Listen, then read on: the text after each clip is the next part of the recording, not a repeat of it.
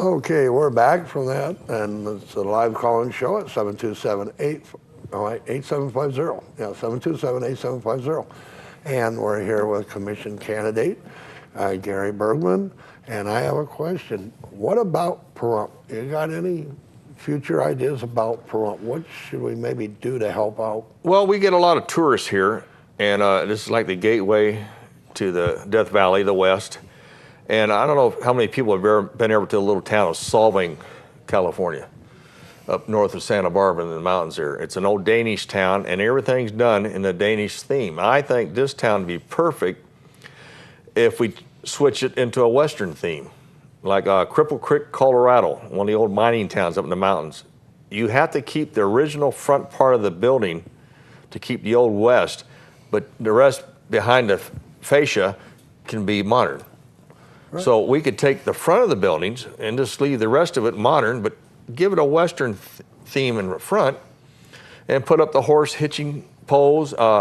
If somebody's doing concrete work now, you can have it stamped to where it looks like wood, and you just stain the concrete.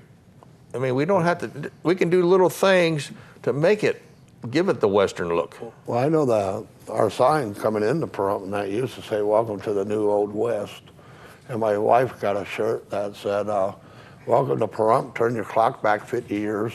I know, I want to build a sign to say, "Welcome to Open Carry County." Yeah. Okay, we do have, okay. John, who has a question about marijuana and education. John? Yes, Mr. Bergman, I'd like to get your opinion on something. The county would like to take 100% of the income from this medical marijuana and put it in the general fund. What do you think would be best? Wouldn't it be better to say, like, take at least 10% and put it into education and research? I'd definitely go along with that.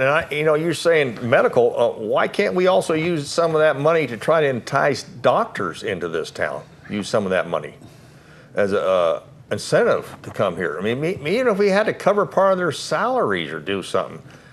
I mean, yes, I think that medical education would be a great thing. I don't see nothing wrong with that at all. I'm not exactly sure where the funds will be going for this. I'm sure that. So that's something I'm going to have to research, that funding. But I think it should, if it's a medical deal, let's keep it in a medical setup. Well, I believe that should all be written in stone too, because yes, I lived in California when we passed the lottery law, and we would never have to worry about the schools again. This is going to fund it completely. Now all they do is they don't have any money for the schools, and I think, well, what happened to all this money from the lottery? Well, there's actually state laws that allocate where the money's supposed to be going. I'm not sure that Nye County, we might have a certain amount that's supposed to be going to Nye County. I would need to find out. Yeah, that's something we got to research. But what do you think about the minimum zoning on schools and businesses being 1,000 feet? That's what the Nye County Commissioners just voted on the other day, which was the minimum requirement, and also going against state law with unlimited dispensaries and facilities, which Nye County is now allowing. Well, I don't see no problem with the 1,000 foot or the 300 limits. I can work with those. The limit, well, it's free enterprise. If we're going to open up this deal to businesses, let's just open it up. Why regulate it that strict? I mean, all you're going to end up doing is making the price go so high that people won't be able to buy it. But if you have competition, you'll keep the price down on the marijuana. I think that they're allowing a certain amount out all the applications, and probably most likely the state law will step in as to how many were actually allowed. We have a caller, Richard, on the line, who has a question about Pahrump. Hello. Yes. Hi, Richard. Hey, how you doing today? Just fine, thank you. I know you're a newcomer out here. I've been here since 1993. Yeah, I'm a newcomer, yes. And I go around the country, all over the world in the country. And it seems like Pahrump is trying too hard to be something they're not. And everybody's trying to, we have kids going in school over here that can't get out of Pahrump quick enough because there's nothing to offer them out here. Yes, there's nothing there. I see that, yes. Right, and this has been going on for years and years and years. We have a water park that's never going to happen because of the drought. I mean, this foolish things, the money that's spent hand over fist about synopsis and how much it's going to cost. And they bring somebody in for $75,000 to do a synopsis to say if it's going to float or not. Common sense is going to tell you it's not. You know, we're wasting money, hands over fist of money over here. What do you think about just kicking back and saying Pahrump is what it is, and deal with what it's got, its resources, and that's it, and try not to bring in big development?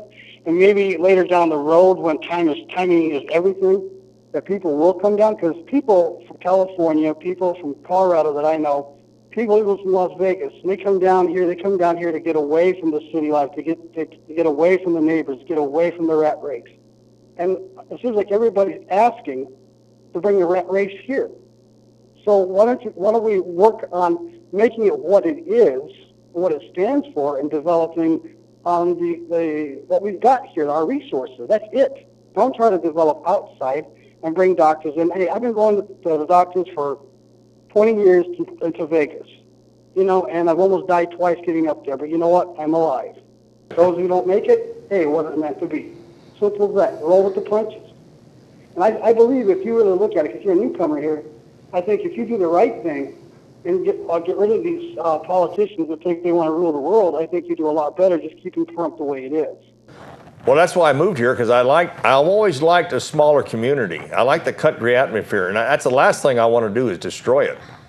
I mean, I've lived in California, but it seems like the people that move out of California, like we saw it in Arkansas, Fort Smith, they come back there and they destroyed what we had. And I didn't want to ever claim I was from California. I just told everybody I was from the Tulsa area. And that's one thing that I really think is important, what Richard was saying, and thank you for your call, Richard, is talking about having pride in Pahrump, because one of the worst things that you can say to me is negative things about our town, as if we're kind of this redneck backwoods kind of town. It offends me. And a lot of people moved here for the fact that they love the way that Pahrump is. They love the desert community. They love the small town. And having some pride in that. It doesn't mean that we're not going to grow. It doesn't mean that we're not going to have some kind of controlled growth or change, but that we are proud of who we are. Yeah, and we can keep that small town atmosphere even as we grow. I don't see why we couldn't. I mean, we control it. And in fact, you know, if people are interested or want to talk to me more, on Mondays at 110 Emory Street, which is right next door to Red Sky Barbecue, every Monday at 7 o'clock, I co-host a meeting there, and it's open forum. So you can come in, express your views, or hear what I have to say, and you're always welcome. I mean, I don't kick nobody out. We want to hear what you have to say, so I know how to work for you. There you go. Billy, you might get kicked out. Are you going to give it a shot? Oh, I've been by there once. Well, we won't threaten them. We won't threaten them. As long as I can get in the door, it's all right. You know, I know you've been there because I think it's Harley's like second home, right?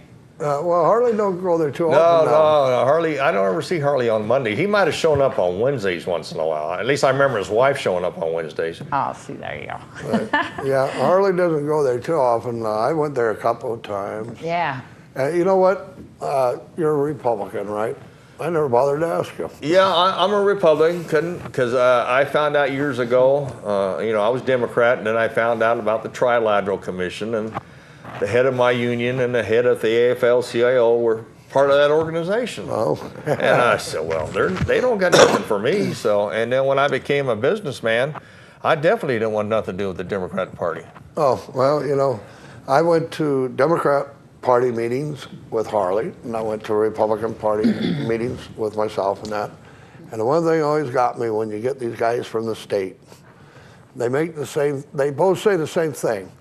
The worst Republican's better than the best Democrat, and then the Democrats will say the worst Democrat's better than the best Republican. And so I get thrown out because I stood up and say, why are we running the worst? Why can't we find the best to run? That's right. And why do we vote for the party line? Let's vote for what's best for the taxpayer. People. Yeah, the people. And that's the way I believe. I'm not going to vote just because it's party line. I'm going to go over what's best for, you know, the people to put me in there. And I'm a very anti-tax type person. I've had my troubles with the IRS over the last 20 years. All right, you want to talk about that? Then let's go back and get the worthless Federal Reserve note, right? Their IOUs. I got a couple in my pocket. They got no backing in gold or silver. They got backing because it's used internationally for the oil market. That's the only thing that keeps it afloat. So if you got a private bank printing money for the U.S. government, why are they taxing us? Just print some more of the worthless stuff. Oh, yeah. Well, you know, no, I'm very anti-tax, you know. I don't believe in income tax. I don't believe it should be taken out of your paycheck. Okay, you guys are getting crazy. So, well, you guys, if you vote without not voting along party lines, and you want to vote for the person, you should register nonpartisan. That's what I'm registered as. Well, yeah, but that makes But it then you very don't get tough. some candidates on your ballots and everything like that. And you don't quite, and the third party hasn't got strong enough yet. Yeah. Nope.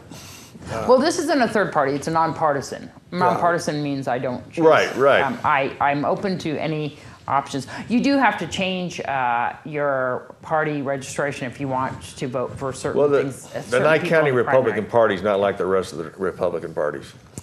Yeah. They have their own little beliefs, and it's beliefs that I believe in. So I mean, so that's why I'm with these guys. Yeah. Well, anyway, we're getting close to that time, I believe. We're going to be leaving tonight. And I want to thank you very Well, much. thank you for having me. And next Thursday night, we'll be back on live. And Make it's this a called 2-hour show next time. 2-hour show. Well, we've had that, you know, but but Vern says the buck stops here. You know? But anyway, we will be back next Thursday night, and I want to thank everybody for watching, and please stay tuned and come in after the primary is over with. Thank you very much. Everybody have a wonderful weekend.